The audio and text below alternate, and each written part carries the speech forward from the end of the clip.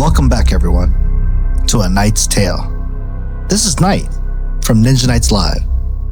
If you tuned into episode 2, The House Across the Street, then you're ready to continue down this dark, unsettling path through my childhood memories.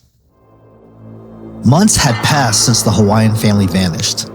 The house across the street stood still, silent, untouched. The iron gates remained shut, the windows dark, and the tall tower loomed endlessly against the gray sky. Then one day, my mother, for reasons I'll never fully understand, somehow convinced my father that she wanted to move into that house. Now, my father was somewhat hesitant at first, but eventually, being the kind of man who always made things happen, he reached out to someone, maybe the realtor, maybe the owner, I'm not sure. What I do remember is that within weeks, it was done. We were moving into the house across the street. When the wrought iron gates creaked open for the very first time, it was like the air itself changed. And as we stepped inside, something felt off. Everything was still there. The Hawaiian family's life, frozen in time. Clothes still in the closets, furniture untouched. There was children's toys scattered all over the floor. Even the dishes still in the cupboards, as if they just simply vanished mid-meal and never came back. The property manager, he eventually brought in movers to clear out their belongings to make space for ours. Now, days had passed, and soon my family began to settle in. Now, I'll do my best to describe the inside of that house, or at least from what I can remember. The house was massive. It had 6 bedrooms, 4 bathrooms, a wide kitchen, dining area. However, there was this one room I'll never forget. The room still haunts my thoughts to this day. I always referred it to the schoolroom. It was rather this large room. It had no regular windows, just those slim rectangular ones you would see above showers in old American homes. When you stepped inside, you would see 3 long rows of school desks lined up, as if it had a class once taken place there. I could never figure out why those desks were there. They were old, chipped paint, rusted metal frames, but they'd been left behind just like everything else. And then there were the doors. Built into the far wall stood a pair of massive wooden double doors, almost like an armoire, except they were fused into the wall itself. They towered over me, solid and ancient looking. Even as a child, just standing before those doors made me very uneasy. Something about them felt wrong. I didn't know why, but I could never bring myself to open them. That room became my playroom, where I'd spend hours playing with my old Tonka trucks. You know, those heavy metal ones kids had back in the day.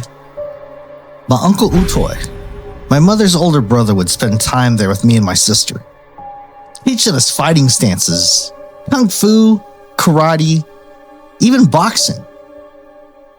Those are some of my fondest memories, and yet looking back now, there was always something about that room that just didn't feel right. Now let's talk about the backyard. The backyard was massive, surrounded by tall concrete walls, lined with sharp shards of broken glass embedded onto the tops. I'd later learned the glass was there to stop thieves from climbing over. Home invasions were common in the Philippines. And yes, there were quite a few attempts on this house. Stories I'll share for another time. Now, as for the front yard, my father eventually had a nipa hut built for my sister. It was like on her birthday. A traditional Filipino stilt house made of wood, bamboo, woven palm leaves. It stood on tall stilts to avoid flooding. Small, simple, but very cool. It was basically like her playhouse. Yes, my father did spoil us back then. Being in the military, American money went a long way, especially in the Philippines. We even had nannies. who actually lived with us, always watching, always nearby. At the time, I didn't question it, but I'd later find out that the nannies, they were there to protect us. From what? From being kidnapped. Something that almost did happen to my sister once. But that's a story for another day. Now, weeks have passed since we moved in. We grew accustomed to our new home. Its long hallways, its creaky floors, its strange, unsettling silence at night. Then one day, one of my father's oldest friends came to visit. His name was Uncle Adney, practically a brother to my father. And he brought his beautiful new wife. They were newlyweds, planning to stay with us for the week. I remember that day vividly. Uncle Adney surprised me with one of the most popular toys of that time, the mighty Martian robot. It was so awesome. It was shiny, black, full of lights, sparks that flickered when it moved. I loved that toy, and I still wonder whatever happened to it.